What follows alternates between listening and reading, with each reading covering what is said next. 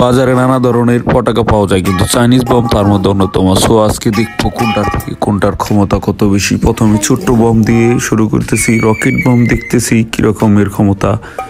So খুব একটা উঠলো না পড়ে। এখন দেখবো আরেকটি বম, এখন আরেকটা ছোট মরিচ। আজকে পর্যায়ক্রমে আস্তে আস্তে একটার পর একটা বড় বম দিয়ে আমরা টেস্ট করে দেখবো, যেগুলো বাংলায় বলে পটাকা।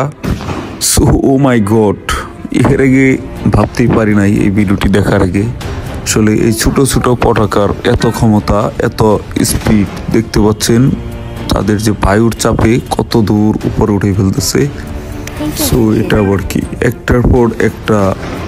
ও মাই গড, মানে চিন্তা করা যায় না। এটা একটু বেশি লাগতেছে। ওরে ভাই, সবগুলাই কিন্তু অনেক উপরে উঠতেছে। এটা মনে হয় একটু স্পেশাল ওদের।